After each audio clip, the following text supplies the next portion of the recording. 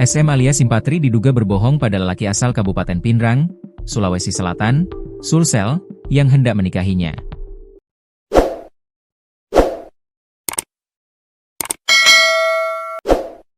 Ia menyebut kedua orang tuanya di kota Bau-Bau, Sulawesi Tenggara, Sultra, sudah meninggal. Padahal ayah dan ibunya masih hidup dan tinggal di Bau-Bau. Hal tersebut terungkap dari pengakuan warga sebagai orang yang memang cukup gemulai di lingkungan sehari-hari. Warga bernama Ali menyebut Simpatri memiliki ayah dan ibu. Mereka tinggal di Bau-Bau. Namun SM sendiri jarang berada di kota tersebut. Bahkan sebelum insiden viral yang terjadi di Pinrang, Simpatri sempat mentraktir orang tuanya di pusat perbelanjaan terbesar di Bau-Bau. Belum lama ini, dia cerita mamanya sama mamaku, katanya habis ditraktir ke Lipo, ungkap Ali saat dikonfirmasi jurnalis tribunnews-sultra.com, Rabu, 13 Agustus 2025. Berdasarkan penelusuran jurnalis tribunnews-sultra.com, ayah SM seorang sopir dan ibunya seorang ibu rumah tangga. SM pun membantu kedua orang tuanya mencari nafkah. Ia secara tidak langsung juga tulang punggung keluarga. Ia mengungkapkan tidak mengetahui pekerjaan tetap SM, sebab selalu berpindah-pindah lokasi. Kurang tahu kerja apa, tapi tiba-tiba di luar daerah biasanya. Sampai viral mie itu, jelasnya. Ia bercerita-cerita viralnya SM sudah mulai diperbincangkan masyarakat Pulau Makassar sejak pagi hingga saat ini. Menurutnya, sejak kecil SM memang seseorang yang cukup gemulai dan sering menerima bully sebab keadaannya tersebut.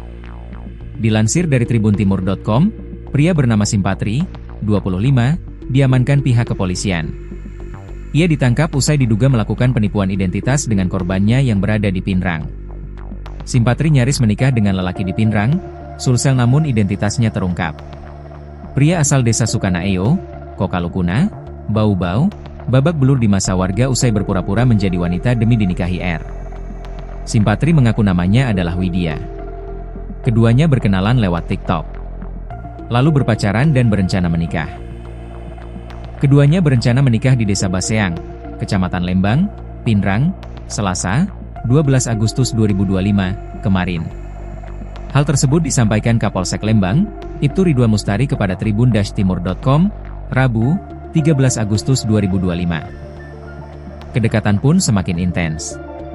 Sampai korban rela datang ke Bau-Bau untuk berkenalan lebih dekat dengan Simpatri. Saat pertemuan itulah, Simpatri mengaku sudah tak memiliki orang tua. Ia bahkan membawa korban ke kuburan orang tuanya. R lalu melamar Simpatri. Keduanya sampai berangkat dari Bau-Bau menuju Pinrang yang jaraknya sekitar 605,7 km. Ditempuh dengan jalur laut dengan menggunakan kapal, lalu tiba di Pelabuhan Soekarno-Hatta Makassar. Dari ibu kota Sulawesi Selatan itu, lalu melanjutkan perjalanan lewat darat dengan jarak tempuh 183,0 km dengan durasi waktu 4 jam 10 menit melewati Jalan Poros Baru, Makassar.